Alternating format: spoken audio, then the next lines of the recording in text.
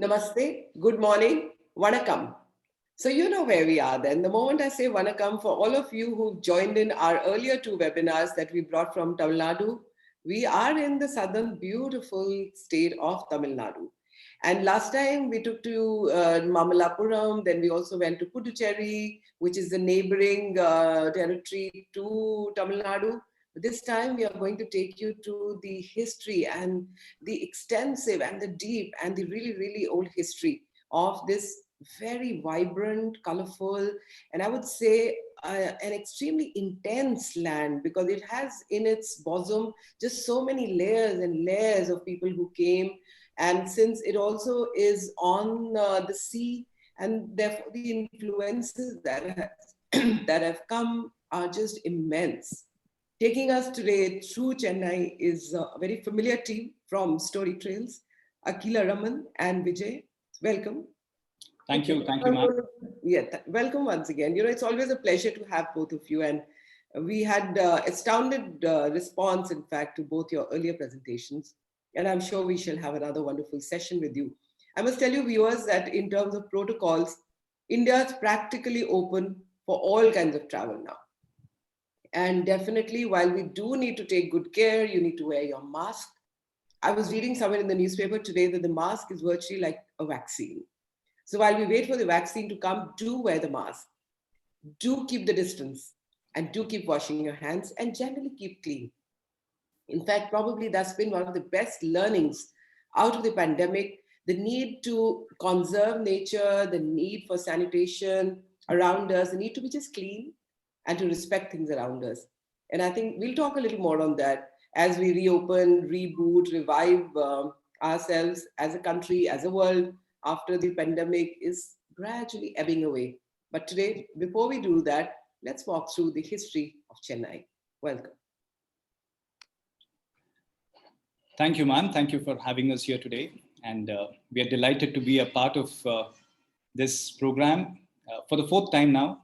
And we are particularly excited this time because this is about stories of our hometown, stories of the place where Storytrails started, a place where we've all honed our skills in storytelling. So we've had a very difficult time selecting the stories that we will not tell today because there are so many stories we want to tell. I hope you like the selection we put together today. Over the next 1 hour or so, we'll take you through those stories.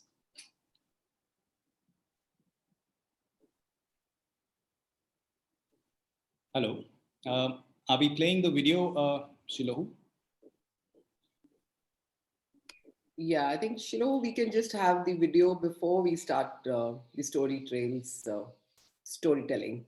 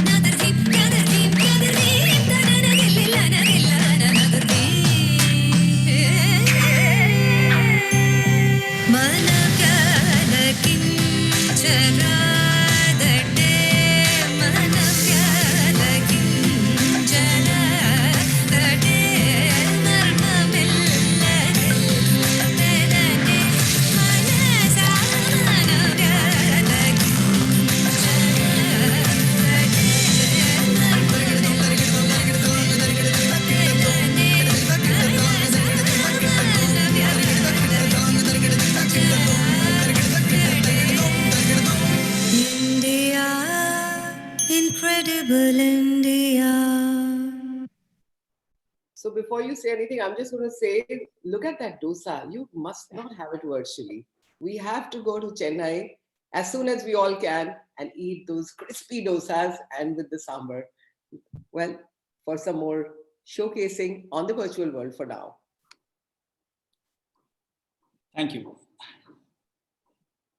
Can I share my screen, Sulahu? Yes, I think go ahead. All right, thank you, ma'am. And once again, thanks for having us here. So today we're going to explore Chennai through her stories. And before we start with the stories, a very quick introduction to ourselves, who we are, what we do. My name is Vijay, and I have my colleague, Mrs. Akhila Raman, with me. We are part of an organization called Storytrails, and our work is to design story-based walking tours, audio tours, learning experiences across India. We've been doing this since 2007. And these are stories behind everyday sights, stories of local customs, of people, of histories, and so on. And we curate these into different kinds of programs and learning experiences. So these are some of the audio tours that we do, which are available at different locations today. And this is something you can download to your phones and experience the stories, the kind that we're going to share with you today. And of course, there are many learning experiences that are online and available through webinars today. So without much further ado, I'm going to hand over to Akhila, and she's going to take you through the introduction and the first set of stories about Chennai. Thank you, Vijay. Thank you, everybody, for being a part of this webinar. We are so delighted you could join us this morning. We are thrilled that we can showcase our favorite city to you all. See, we all firmly believe that a city comes to life only if you know the stories behind it. And that is what we are going to talk about today, the stories that make Chennai. You saw the opening video. It was a beautifully shot one, which nicely encapsulated everything that Chennai is. And we're going to be speaking about a lot of those things that you've already seen. So Chennai is one of the most vibrant cities in South India, like ma'am rightly said. It is an entryway into many parts of the rest of Tamil Nadu. It's very famous for its silks and its cottons. It's a big IT hub. It's a big electronics hub. And beyond all this, it is a very strong cultural center. So let's do this virtual tour of Chennai. We will start like very good children in the north of Chennai. But once we've started, we are going to go zigzagging all over the city. I mean, virtual tours do have that advantage, isn't it? You don't have to worry about distances or traffic jams whatsoever. You can just go where you want to go. And so that is what we are going to do. So let me start off by asking you a question. You could type in your answers in the chat box, I'm sure. How old do you think the city of Chennai is? Just give it a date. Very old, very young?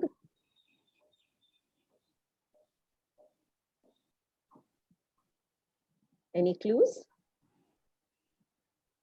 Great. Yes, very old, says somebody. That's a very smart answer. But it is actually not a very old city. Yes, Usha Kumar has got 381, 380. Very good. It is around 380 years young. You see, after all, it is a city that the British founded. So why did the British come here? Well, there are many reasons why they came here, but let's start from the very beginning. So let me take you back in time to the year 1600.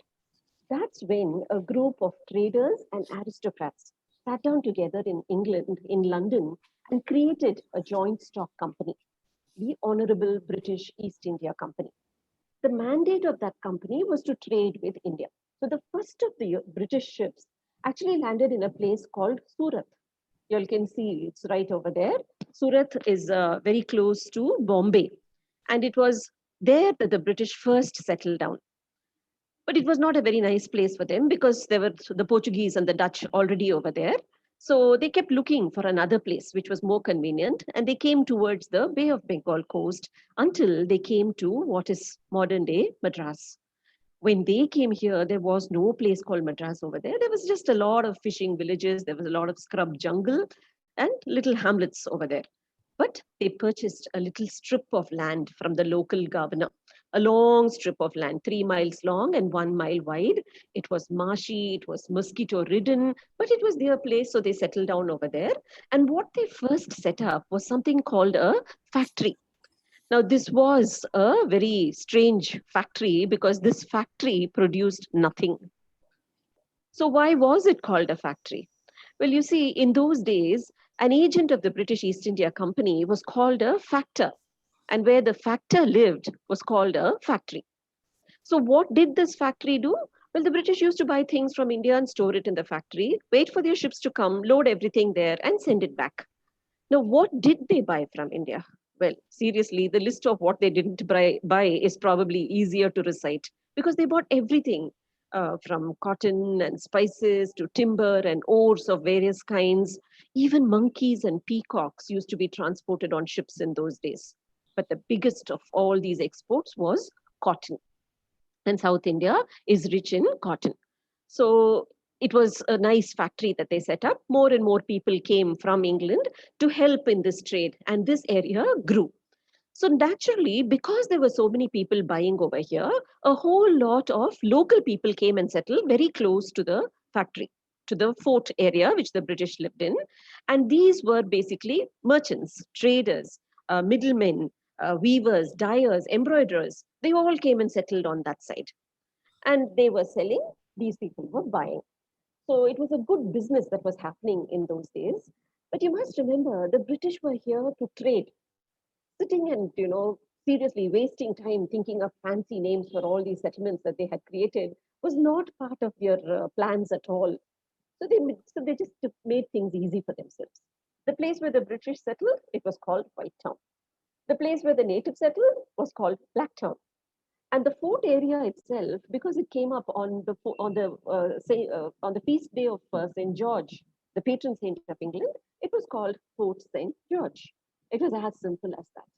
And this little area was the stronghold of the British. As the power of the British grew, the fort grew along with them. And the political power of the British was always focused inside the fort area. So the governors were there, the viceroys were there. And after independence, when India became free, the government of Tamil Nadu decided to continue its work from within the fort area. So the Tamil Nadu legislature still functions within the fort area.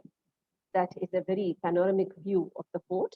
It is full of very beautiful old buildings and some very modern new buildings, but it is a place where you can spend quite a good bit of time.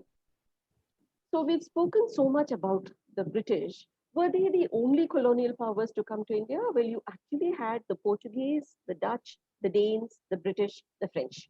This was the order in which all the five powers came to India. The French were the last to come to India. Now, they set up their own company in 1664, and they came and landed in this place called Pondicherry. And you must remember, Pondicherry and Madras are just one hop, skip, and jump away. And you know the relationship between these two nations, isn't it? Not very good at the best of times. So they carried their enmity over into India too. And the British East India Company and the French East India Company were always at loggerheads with each other. And in 1746, they actually invaded Madras. The French sailed down from Pondicherry, defeated the British in Madras, and ruled this place for 3 whole years. In 1749, the British got this place back, but they didn't even have to fire a single shot for it. It just came back to them. How did that happen? It's because the French and the British were fighting for such a long time in Europe that they finally decided to sit together in a place called Aix-la-Chapelle and sign a treaty. And the terms of that treaty declared that they would return whatever place they had taken from the other. So you see, just like that, Madras came back into the hands of the British. Lady Luck was definitely with the British. But more importantly, think about it. Vijay and I would probably not be speaking to you in English if that had not happened. We would be speaking to you in French. But that event has a marker here. The white marker that you can see was the boundary. So you see, the British realized that Blacktown had come too close to White Town. So they actually raised down a part of it and pushed it back and kept a huge wide open area in the center so that the British could have a clear field of vision. So they separated it. They built what's called an esplanade over there, a straight, wide, open piece of land. And they marked it with all these boundary markers. Only one of them survives until today. And that's the one you saw on your screen just now. Right. Okay, thanks, Akhila. So inside the fort, there are many old buildings, many interesting buildings with very interesting stories behind them. I'm going to talk about this particular building. This is the St. Mary's Church inside the fort. It is an old building. It was completed in 1680. It is in fact the oldest Anglican church in India. Not just India, it is, they say, the oldest Anglican church east of the Suez Canal. And it stood here for over 340 years now. Now, this was built by the engineers at the fort of the East India Company. And presumably, these were all military men who were used to building forts and barracks. I doubt if they really spent time building churches. So the result is a rather strange looking church. In some places, it has walls which are over 2 meters wide. That's quite a wide wall.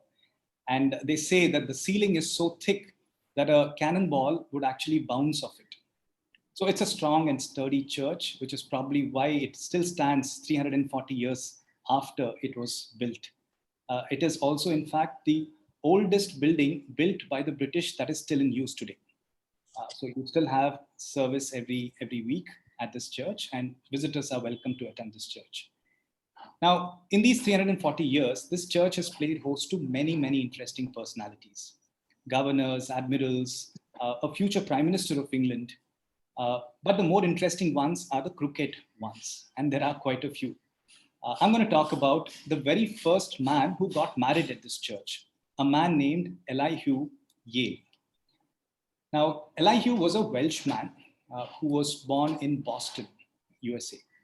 And in 1672, he joined the East India Company and he made his way to Madras.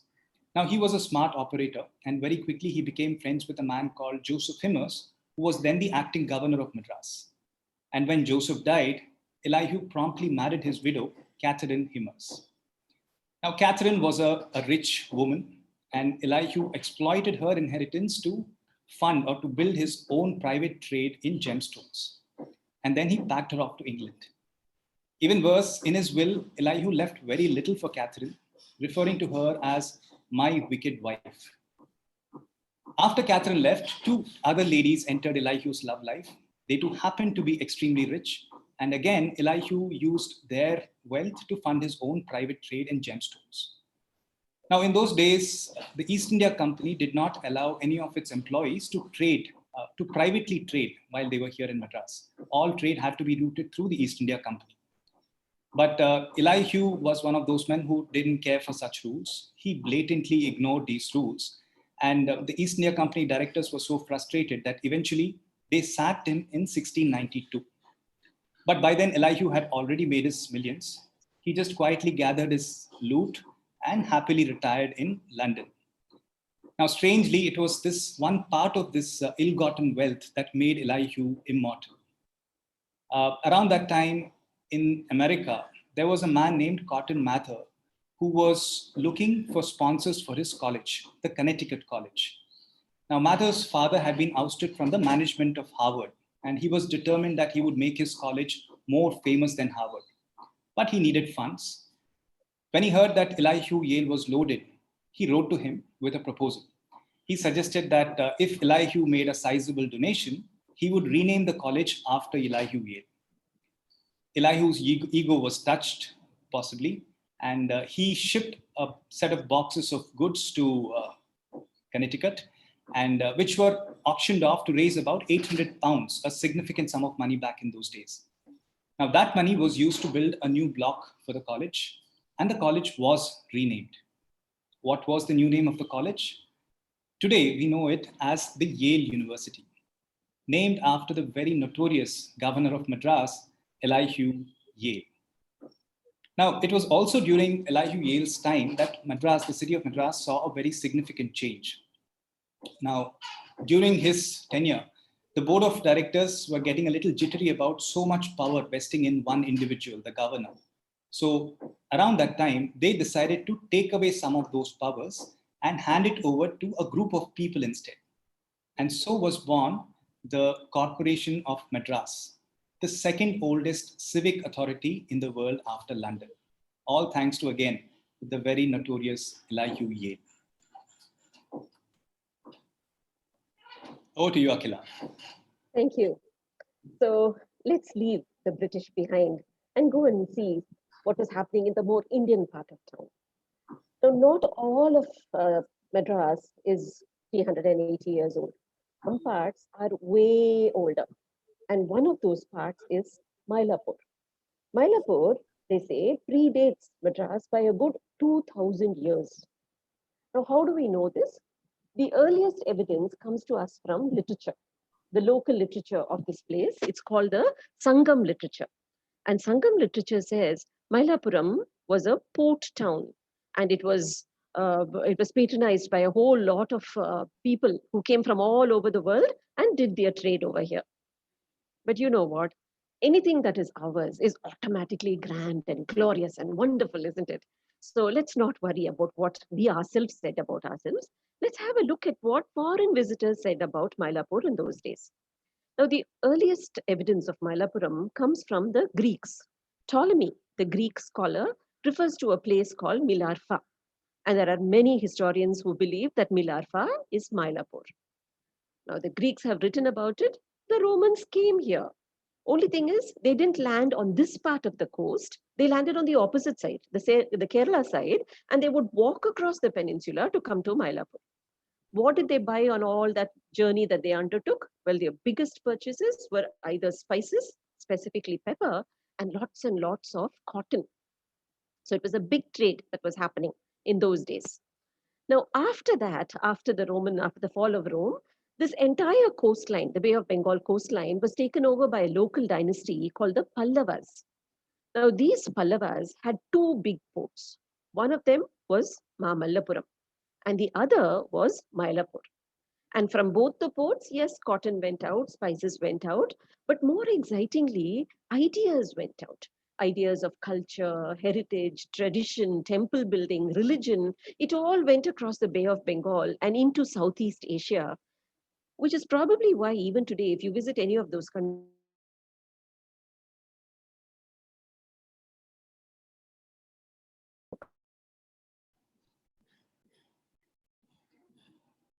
he was this big traveler who walked from Venice all the way to China. Return journey, he came by boat. So he's said to have docked in Mylapore. He wrote a lot about everything he saw over here, and it is very, very interesting. But what I find particularly interesting is his remarks about the Rahu Kalam.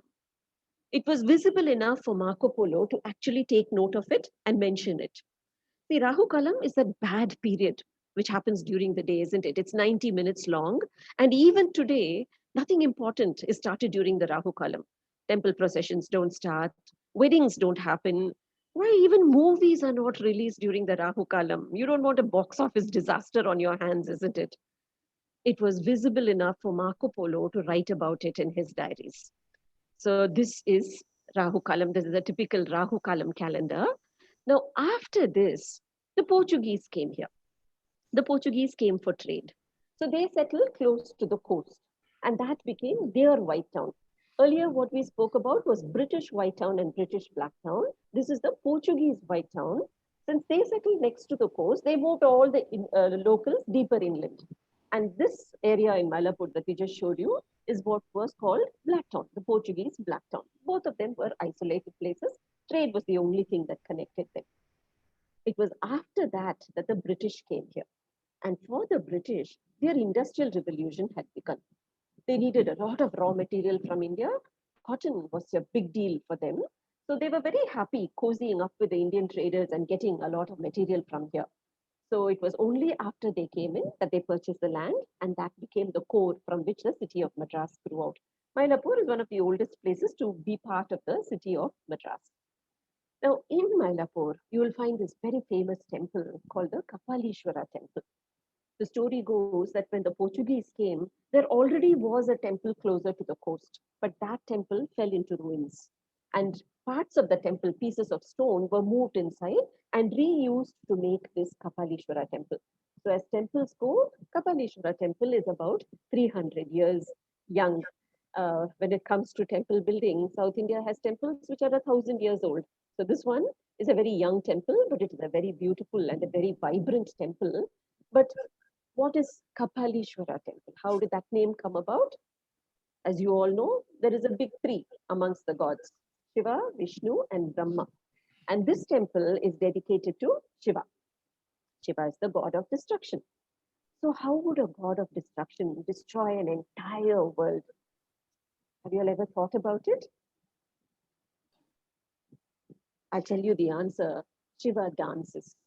And as he dances, the world comes to an end. Now, you mustn't think even for a minute that Shiva dances so badly that people take one look, keel over, and die. That's not how it happens. He dances with abandon, with so much energy that very quickly he's expended all his energy. So he just sucks in the earth's energy into himself, and an earth without energy is impossible to sustain. So the world quietly comes to an end, and Brahma and Vishnu begin their job of refashioning a brand new world and protecting it.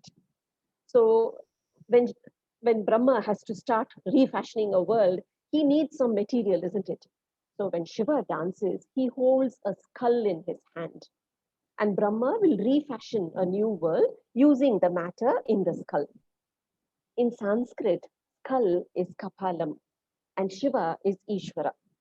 So Kapalishvara is Shiva, the great Lord, dancing with a skull. That's how the temple got its name. It's a very vibrant temple. It's full of all the locals going in and doing their thing. Everybody's welcome in. You can see all these sites that are so typical of any South Indian temple when you walk inside. You can see the cow shed over there, and this is the chariot festival. This is 1940, and the next picture will show you what it is like, what it was like last year. It's grown in leaps and bounds. This is when Shiva comes out on his magnificent chariot after having married Parvati. He does one little round around his temple, and all of Mylapore and half of Madras is out there waiting to see their favorite god after his marriage. It's an amazing time. And next year, when all things settle down again, we hope we'll be able to go back and see this wonderful site. So this is Mylapore, and it's back to Vijay. Thanks, Akila. So when I say India, especially when I say Tamil Nadu, and when I say religion in Tamil Nadu, Christianity is probably not the first religion that comes to your mind, is it? It's probably not even the second. But when do you think Christianity came to India, and what does Madras have to do with it? What does the city of Chennai have to do with it? Let me tell you that story. So it's believed that Jesus Christ was crucified in 33 CE. And soon after that, all his apostles, his closest disciples, they sat down and they drew straws to decide where each of them would go and preach. One of the apostles was St. Thomas. He picked India, and his journey was a long one. So from the Middle East, via the Red Sea, into the Arabian Sea, he landed in Kerala in 52 CE. There, it seems he spoke of Christ and his life, and they say his talks were very popular. People used to flock to listen to St. Thomas. And they say the earliest churches in India were established in Kerala between 52 CE and 76 CE. Now, when I say a church, I'm not referring to a grand structure. What I mean is a group of people who accepted that Christ was indeed a Messiah. Now, this group of people still exists. Today, they're called Thomas Christians. And today, they are considered to be amongst the oldest practicing Christians in the world. They turned to Christianity somewhere between 52 CE and 76 CE. That is how old Christianity is in India. Now, just to put that in perspective, do you know which is the very first country that adopted Christianity as a state religion? I will let you Google the answer and let me know in the chat boxes. It turned Christian, this particular country turned Christian in 301 CE, a good 250 years after Christianity reached India. So Christianity in India is way older than every country in Europe. Now, where does Chennai fit into this story? A few years after living in Kerala, St. Thomas decided to walk across the peninsula, and he came to what is today Mylapore, the place that Akila was talking about just now. Here again, he spoke of Christ and his life, and here again, it seems his talks were very popular. They say the king of the land used to come and listen to St. Thomas, and all this popularity got him a few enemies. It seems there were people who were jealous of him, and one day when he was praying in front of a cross, someone attacked him, and it is believed that St. Thomas died in today's Madras on top of a hillock that today is called St. Thomas Mount. After he died, his body he was buried very close to the beach, which is where he used to preach every day, where he used to talk to his disciples every day. And that was in 76 CE. For the next 1400 years, people generally forgot about St. Thomas. But every once in a while, Christians from the Middle East, largely Nestorian Christians, they would come here, they would revive memories of Thomas the Apostle. Now, all this changed when the Portuguese got here in the 1500s. They knew of the legend of Thomas, and they found a tomb of St. Thomas, and they built a small Portuguese church over that tomb. That church existed until the 1890s. Now, by the 1890s, this entire coastline belonged to the British. And right in the middle of this British territory was a small Portuguese church. So they rebuilt the church in their own style. And that structure is what we know today as the Santhome Basilica. The image that you see on your screens today, that is the Santhome Basilica.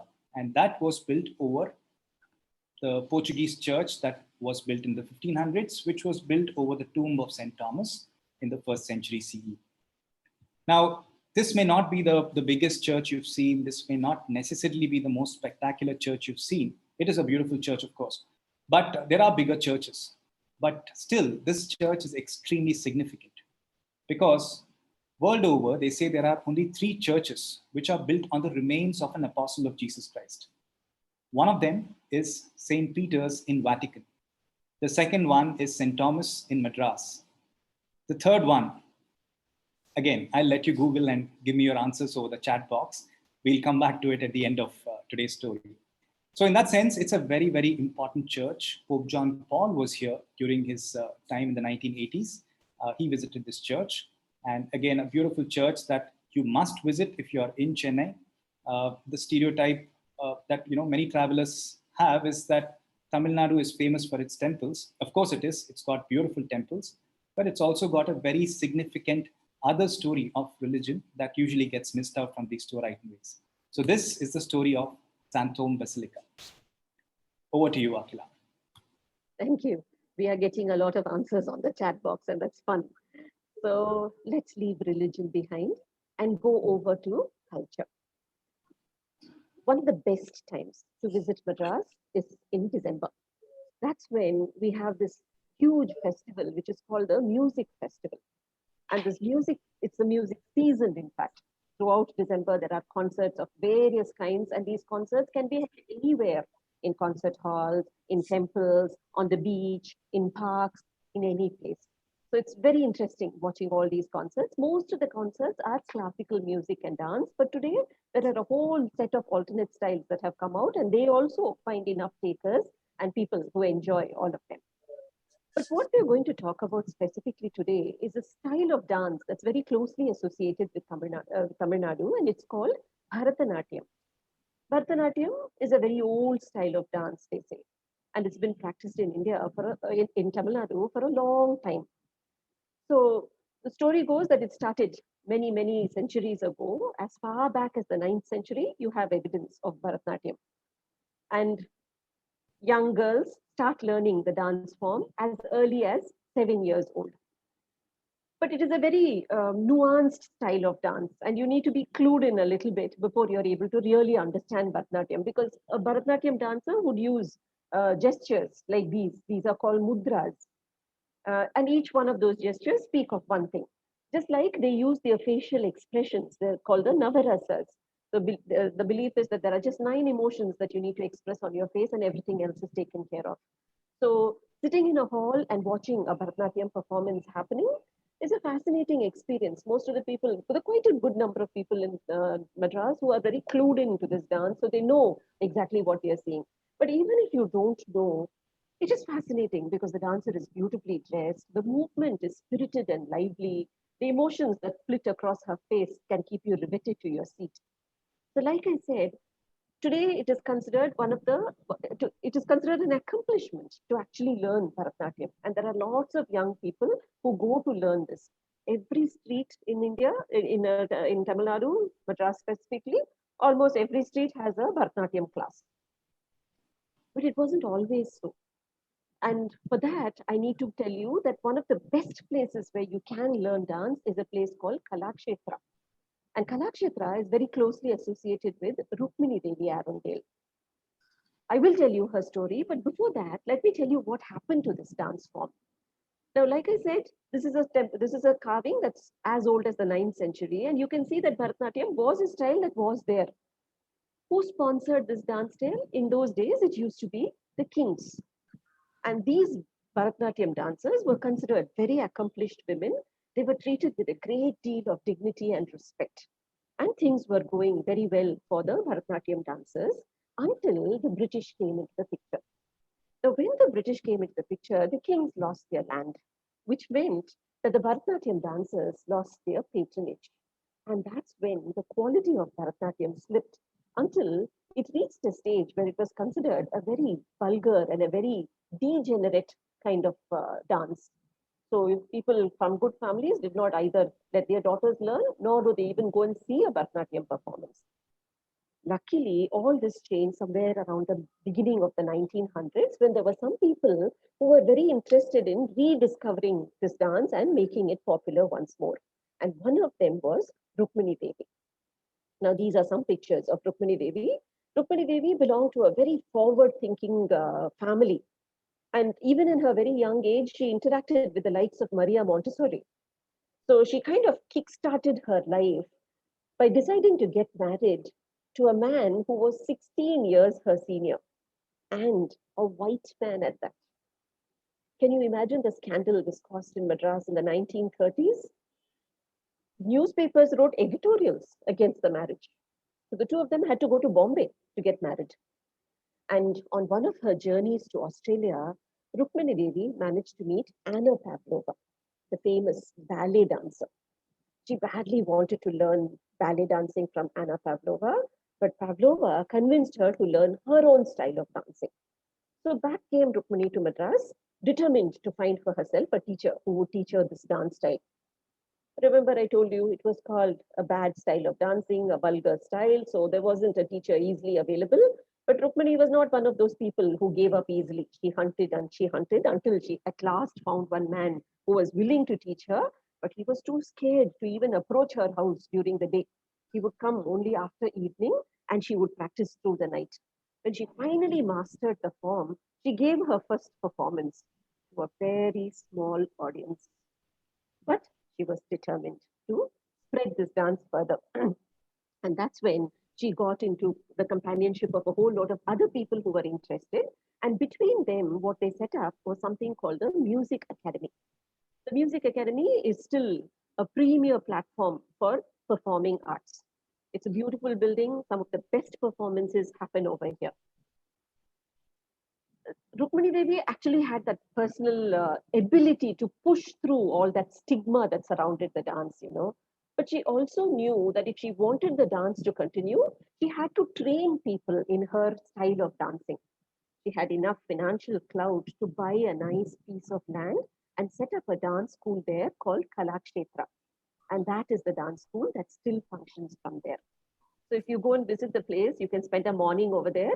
It's very nice, very rural ambience, and you can see all these young people honing their talent further in Kalakshetra. It's a great place to spend a whole morning.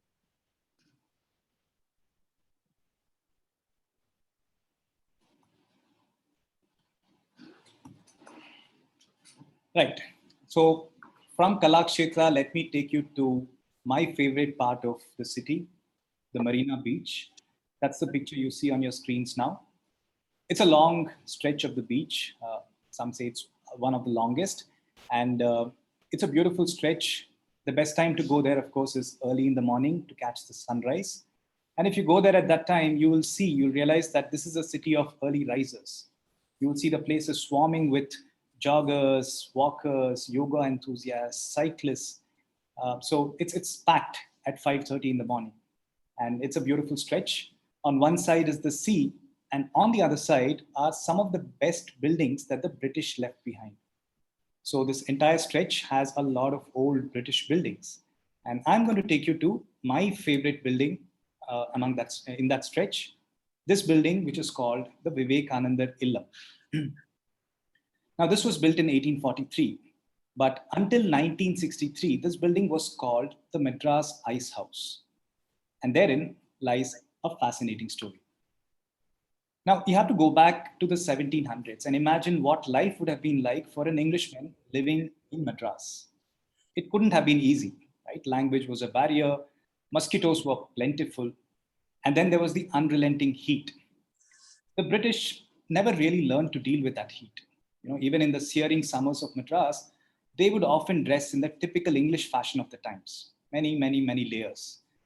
Shirt with a high collar, tight pantaloons, waistcoat, overcoat, and if you were important enough, even a wig, a top hat, and gloves. They could have chucked off a couple of layers, but it would be beneath them to dress like the natives. At the end of the day, I'm sure they yearn for something cold, a mug of chilled beer perhaps. But remember, we are talking about a time before refrigeration. This is where our story takes us to America. In the early 1800s, in Boston, there lived an enterprising young man named Frederick Tudor. Frederick was from New England, and New England is full of lakes. And in winter, these lakes are full of ice. One day, Frederick saw all of this ice and had a eureka moment. He thought if he could ship all this ice to the tropics, he would make a killing. So he did his first ice run from Boston to Havana. After a few tries, he was successful, and soon ships were crisscrossing the continent. And then he decided to get even more adventurous. He decided to bring ice all the way to India. Now, remember, back then, traveling to India from the US meant 4 months of a voyage, largely across tropical waters, warm tropical waters. Would the ice survive? Frederick decided to risk it. A ship set sail from Boston, and 4 months later, it docked in Calcutta. And when they opened the hold of the ship, what do you think they saw? They saw ice. Almost 2/3 of the consignment had reached safely. The British, of course, were thrilled by this windfall. Story goes that they even declared a holiday in Calcutta to celebrate. And very soon after that, by the mid-1830s, Frederick Tudor was bringing in shiploads of ice to India, to Bombay, Calcutta, and Madras, the 3 presidencies they had here. And in each of these cities, he built special warehouses to store ice. This is a picture of how ice was harvested from the lakes around Boston, and then it was packed into ships and it was brought all the way to India. So, like I said, they built these ice warehouses, and these were buildings that were specially designed to store ice. So you can see that in the corner in this picture. They were circular, they were double walled, they were windowless structures. Only one of these buildings survives today. And what you see in the picture here is the Madras Ice House. So how did a windowless structure turn into a building like this? It does look a bit like a cake with too much icing on it, doesn't it? So the invention of electricity kind of dampened Frederick Tudor's ice business, and it soon melted away. But by then he had already made his millions, and he retired a very, very rich man. After that, an Indian lawyer named Billigiri Iyengar purchased the ice house, and he decided to turn it into a seaside villa by adding windows and verandas. In 1897, Billigiri invited the famous philosopher Swami Vivekananda to come and stay here for a short while. Now, Swami Vivekananda had just returned after addressing the Chicago Parliament of Religions, and he was greatly acclaimed. And Billigiri and his friends urged him to stay here and spread his message in the city. So a branch of the Ramakrishna mission, an international spiritual order that was established by Swami Vivekananda, began operations from this particular building. Today, this building is a museum dedicated to the life and teachings of Swami Vivekananda. And what used to be the Madras Ice House is now called Vivekananda Illam, or the Vivekananda House.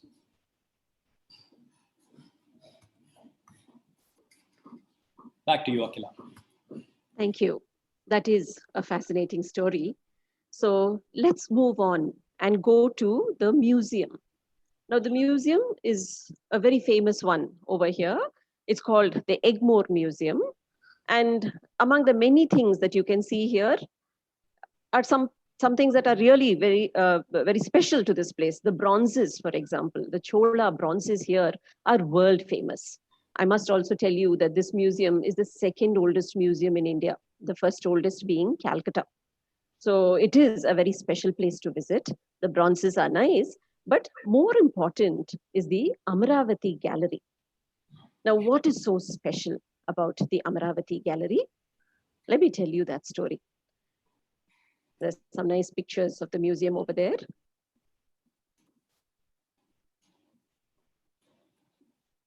Yes, so that is the Amaravati Gallery. And it all started with an Englishman who was walking around in a place called Deepaladima in the Amaravati district of Andhra Pradesh. That's when he stumbled upon the ruins of an old building. He knew it was something important, but at that point in time, he couldn't do anything about it. So he went away. The next time he came there was in 1810. And by 1810, he discovered that the locals had vandalized the place. They had taken many of these beautiful white limestone pieces and used it to build their houses. But even after that, there were a lot of pieces lying around there. So this man realized that he had to do something about it. His name was Colin Mackenzie. And Colin Mackenzie was the Surveyor General of the Madras Presidency. That meant he had enough finances and time to do something about this wonderful discovery of his. He realized it was something very, very special, but at that point, he didn't quite know what he was seeing. But he picked up all the pieces, put them together, he documented all of them, and then he dispatched some of the best pieces to 3 museums across the world, really. One lot went off to London. Another lot went to Calcutta. And the biggest chunk of the Amaravati marbles came to the Madras Museum.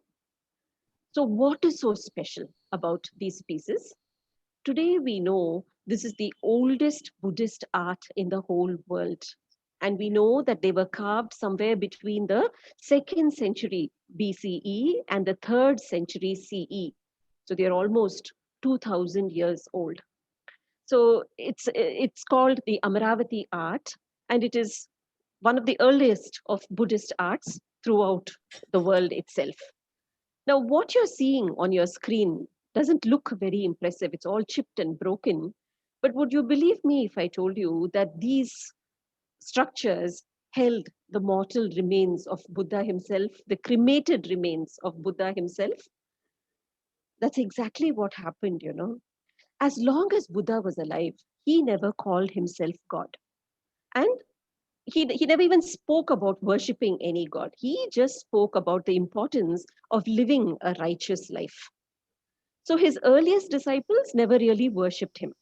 Instead, they used symbolism to represent the Buddha. They would have used the wheel, they would have used lotuses, they would have used footprints.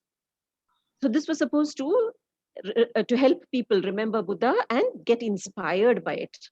But after Buddha's death, his cremated remains were shared between 8 princes of that time. And these princes took their pieces back home with them and buried it in little urns and built stupas over them. They stayed there for the longest time until Ashoka came into the picture. And Ashoka was on a very spirited drive to spread Buddhism. That's when he remembered these stone caskets. So he collected those 8 caskets and he divided it into 84,000 caskets. And these 84,000 caskets were spread in different parts of India and all around the world. So one of those caskets was in Amaravati. And that is what you're seeing in front of you. Today, it is in the Egmore Museum. Hello, Vijay, can you hear me? Yes, I can. Okay, my screen has become blank, but shall I just go on with my next story? Can everybody hear me? Yes. Okay, great. Which means we are now going on to our next story, and that is about the High Court. Okay, I'm sorry, I'm a little confused over here because my screen has gone completely blank. We can hear you, Akila. Go on. Okay, I'll carry on. So the next place that we are going to take you is the High Court in Chennai. You can probably see it on your screens, a very beautiful building. This was built by an English engineer named Henry Irwin in 1892.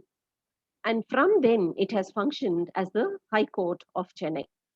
So, why did the British go around building structures to house courts?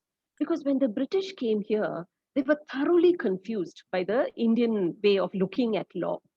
As they saw it, there was no separation between law and religion. So each area had its own legal system, each religion had its own legal system. Now, all this was way too confusing for the British mind. So, what did they do? They just abolished every legal system in India and brought British law into India. Every clause and comma of the British law became a part of the Indian legal system.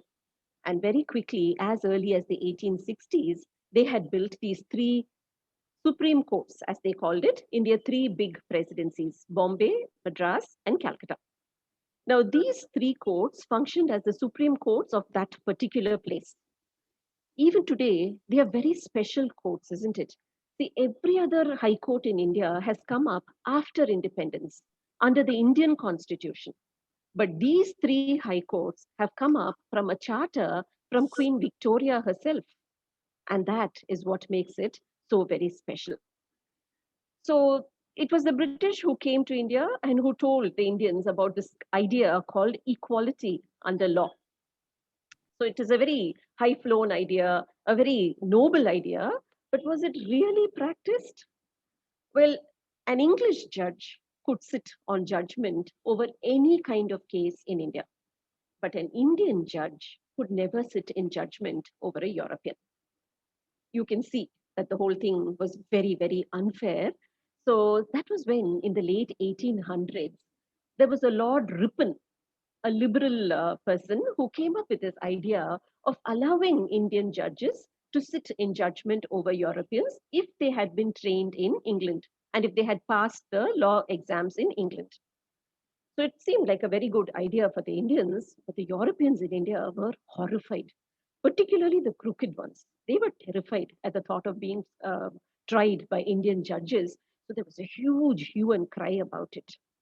Ultimately, this bill was passed. Ripon did pass his bill. It was called the Ilbert Bill.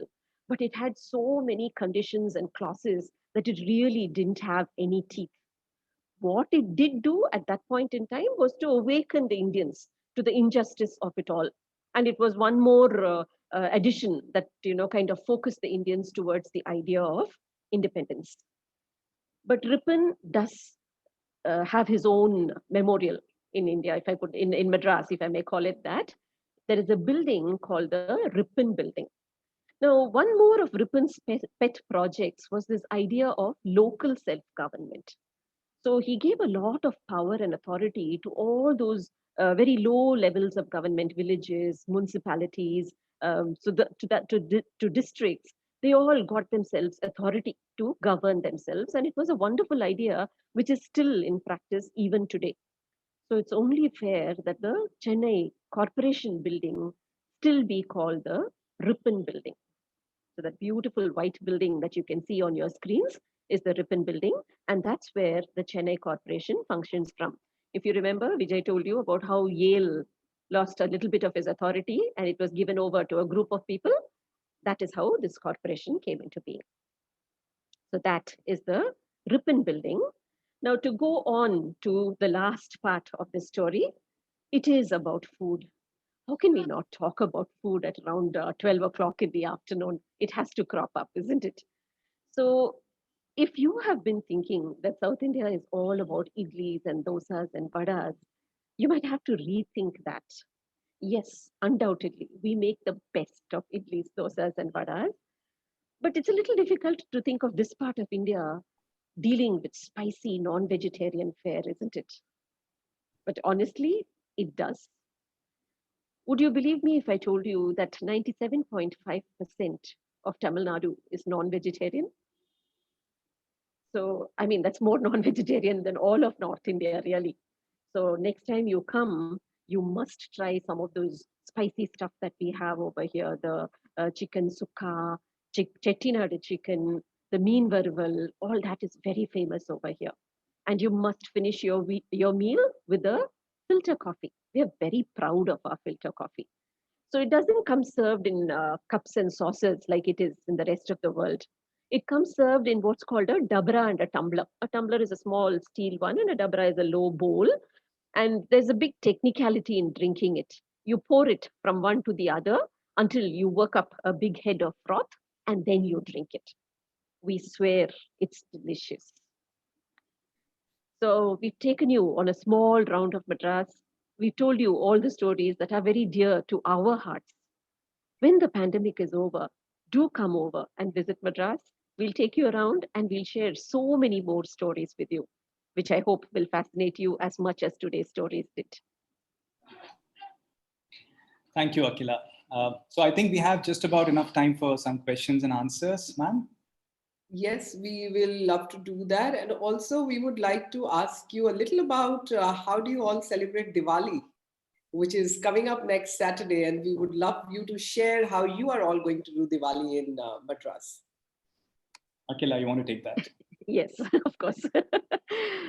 We celebrate Diwali a little differently in South India. Naraka Chaturthi is the bigger Diwali over here, what is celebrated as Choti Diwali in North India. So Diwali is not an evening function either over here. It is a morning function. And it doesn't last for 5 days like it does in North India. It lasts for just half a day, just the morning, early morning at that. So the rule says that everybody in the family must be bathed and in their new clothes before the sun rises. So a bath on Diwali means an oil bath.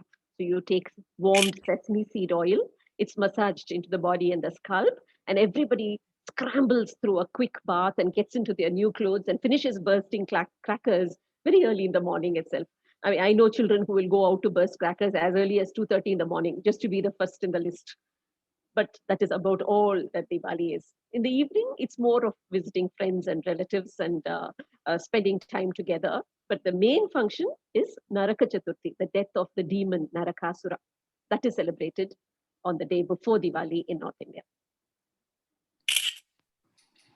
Great. So for all of us up north, it is not only just a festival of lights, but it's also a festival where we eat a lot of sweet meats and the good things of life. So as you know, we are dealing with the pandemic still in most parts of the world, with the numbers, of course, going down, but still time for caution.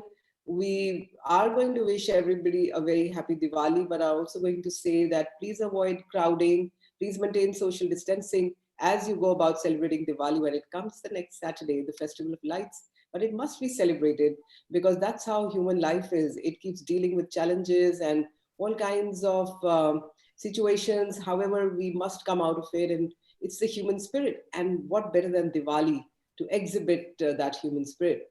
Coming to the questions for today, we were asked what earlier name Madras was changed to Chennai, and what does Chennai mean?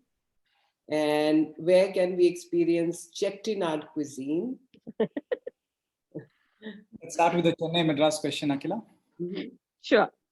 So Chennai came into being only in 1996. Until then, it was Madras. When the British were here, they named it Madras. But why did they name it Madras? Well, we have many theories, and a couple of them have to do with the Portuguese. Apparently, when the Portuguese came here, there was a very influential Portuguese family here called the Madeiros family. And they were powerful enough to have the whole place named after them, Madeiros, Madras. Another story says that they set up a church here called the Madre de Dios Church, Church of Saint Mary. Madre de Dios became Madras. Still another theory says that the local chieftain was called the Madarasan, and from Madarasan, it became Madras. So we don't have an exact answer, but where did Chennai get into the equation? Well, the person who allowed the British to trade over here was Venkatappa Nayak, and Venkatappa Nayak's father was Chennappa Nayak. So the story says that Chennappa Nayak also contributed towards the name Chennai. But I personally think Shakespeare is the best answer here. A rose by any name would smell as sweet. Chennai, Madras by any name would be as fascinating. Very well said, I would say. Yes, for such a city of so much splendor and so much history behind it, that take the name, whichever way you want to take the story, but then do visit the place. We also have some more questions, and we do have some time, so I'm going to ask this question. What is the historical perspective behind the Mylapore becoming citadel of Tamilian Brahmins in Chennai?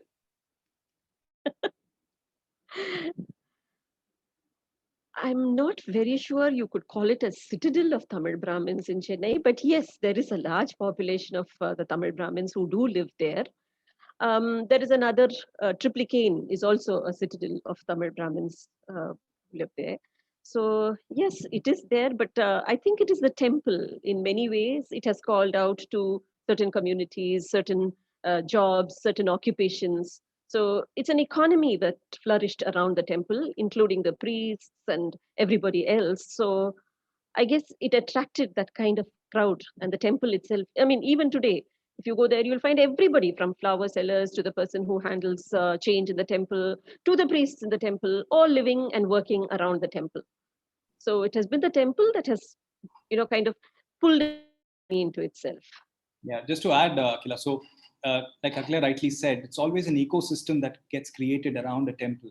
So from the flower sellers to the Agraharam streets where the priests live. But then again, it's wrong to say that the entire place is Brahmins, because 1 kilometer from there is the big mosque of Triplicane, right? So it's a very popular mosque, and 1 kilometer on the other side is the Santhome Basilica. So that 1 kilometer radius has three very, very big and very important religious institutions there. So it's quite a diverse mix of people that live there. Fascinating. At this point, I am going to say something different, and I'm going to say something from the side of the trade, because a lot of people from the trade also log in, but also from the point of view of the viewers. You can see today's session has brought you so many stories, and the way that they are narrated is part of the fun of storytelling. Because how you weave something, like just when we asked about the name and how Akila went about telling us the very many ways that the same thing could have been said in a far more staid or boring manner. Well, that's what travel and tourism is all about. It's all about picking memories. It's all about making those memories and developing your own insights. And that's why travels make you far richer than perhaps anything else does. And it opens your horizons. But then a lot of, I would say, responsibility rests on the storyteller. And that's where I wanted to bring to all of you. I've been mentioning it in the earlier sessions that the ministry is driving the Incredible India Tourist Facilitator Certification Program. It's a pan-India guide program. We are expanding how you can become a guide through an online certification program. The program launched on the 1st of January 2020 in response to a vision given by the Honorable Prime Minister, where he wanted not just for the sake of employment. Of course, that's a huge takeaway from this, but it's also about how we own up our neighborhoods, how we own up our own heritage and history, and bring it to the world. And so the program actually went live on 1st January 2020, and we are extremely happy and satisfied to say that tomorrow is the first exam that is going to go out. So we have 6,200 plus registrations for the program. And for the exam tomorrow, we already have more than 2,200 people who registered for the exam. And the exam will go online also. And there are two sessions. So the first one will be at 10:30 a.m. It's a 2-hour exam. And the second one is in the afternoon at 3 p.m. to 5 p.m. We encourage all of you to join the program. It just costs you 2,000 rupees to do the program. And after a few weeks of just delving a little into the history of your beautiful country, you can take the exam online, and you have the ability of being a certified local host. And since it's pan India, you could carry your skills and your stories to wherever you went. The program will have modules on heritage. It will have advanced programs also. And so feel free to join those. But do discover your beautiful country through the exam, turn into a local host. And just, I think it also goes with the philosophy of Aditi Deva Bhava. where we empower ourselves in a very intriguing and interesting manner to actually become the local brand ambassadors of our beautiful country. So please log in into this program if it interests you. You could just go, somebody asked, how can I register for the program? Just go on the website and just say IITFC. Even if you just went on Google and said IITFC, which is Incredible India Tourist Facilitator Certification Program, you shall get it. And one more very, very significant additional support that the government is going to bring you, because sometimes when we do a program and then we don't know how to market ourselves, and that becomes a huge limitation factor. Well, I'm very pleased to share with all of you that in a few weeks from now, everybody who registers and then passes the exam is going to join the e-marketplace. The e-marketplace is where you will be able to put who you are, what kind of a storytelling are you interested in. You could be talking about cuisines, you could be talking of textiles, you could be talking of history, heritage. It depends on what are you really interested in showcasing and where. And if I were a traveler, I just have to go to the e-marketplace and say, okay, Akila in Chennai is a history buff and I want to know about the history. So I go pick Akila and say, okay, Akila is the right person for me.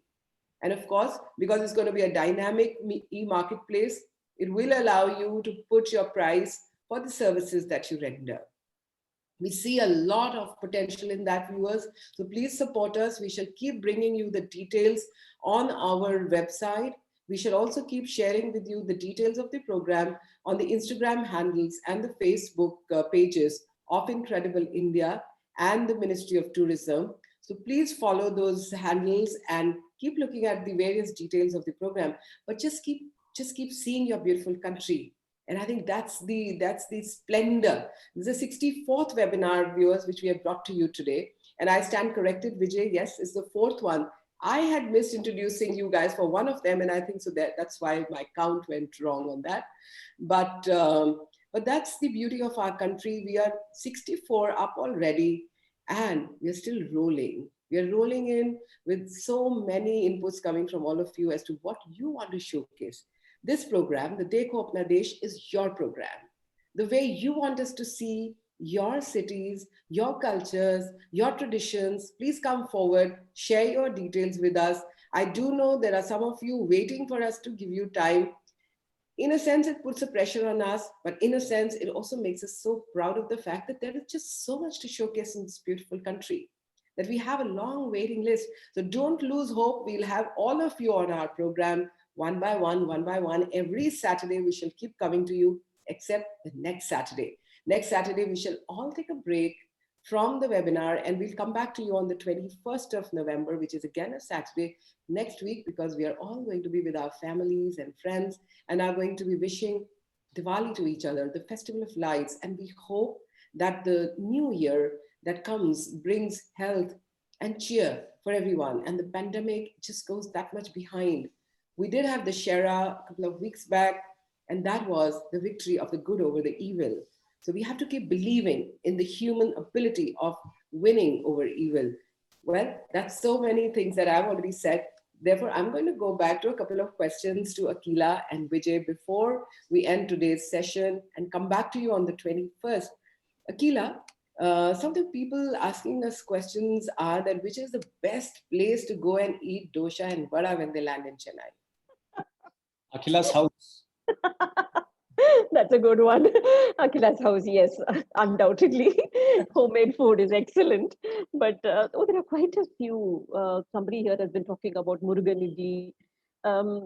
Strangely, some of those very small little roadside stalls offer the best. Vijay, actually, this is your area. Akila's house is only Akila's house. Yeah, there are lots of chains, Sangeeta, Savna Bhavan. Yeah. You'll never be, you'll be spoiled for chains. Really. Most restaurants, most eateries offer idli and dosa through the day. Looking at the questions that I'm getting on food, I seriously encourage both of you to come back to us with one session only on foods. And Akila, one on the Kanjivarams. So many questions coming on how the Kanjivaram saris even get done. the magic of the textile is just so fascinating from that part of the world, I think. And that how can we not showcase that? So I encourage you to craft us a webinar on that. And viewers, we are getting requests from you. We'd be more than happy to share the splendor from this beautiful part of our country. Well, so many questions yet coming, and some people have joined in late. Some of you also, it's a Saturday, we understand. We have a late night on Friday, watching movies on Netflix and Amazon Prime. So if you've hooked in late, you can go back to the Ministry of Tourism's website and look up all the webinars that you may have missed. And you can also see this one, the one that happened today, in a few hours from now. It takes us a few hours to actually put it live as a recorded version on the website. But just keep visiting, keep sharing the links that we send to all of you onto your families and friends, and not just in India, but please send them across the world. It's a beautiful country, and we must show to the world how beautiful and amazing a country that we are. And there is so much fusion. Somebody's just mentioning, and I can't therefore miss it and say, there's a fusion of French culture in Puducherry. Well, there's a fusion in India of so much. You go back to Harappa, you come to the Vedic times, you come to the Buddhist times, you go to the Mauryans, the Guptas, the Kushan, the Shatwahanas, the Cholas. Oh, you're spoiled for choice. And the French and the Dutch and the British. There's just so much that has come into this country, and yet we remain the incredible India. And I think that's the strength and the beauty of our country. So on that note, I'm going to thank Akila, thank Vijay, thank Shilohu and your team from NEGD. Bharti, thank you so much. That's my team from the ministry. Thanks to the social media team. Thanks to all of you viewers, and thanks to all those viewers who were not able to join today, but will see our recording later. And I also want to wish, on my own behalf and on behalf of all of us here, a very, very happy Diwali. Keep healthy, keep safe, and we shall miss you, seeing you and being with you on the 14th, but you shall be with us in our memories and our prayers to make sure that all of you have a wonderful Diwali with your family and your friends. So thank you once again, viewers, for supporting us. बने रहिए हमारे साथ, देखते रहिए आपका और हमारा सुंदर अतुल्य Bharat. Thank you, Vijay. Thank you, Akila, once again. Namaste.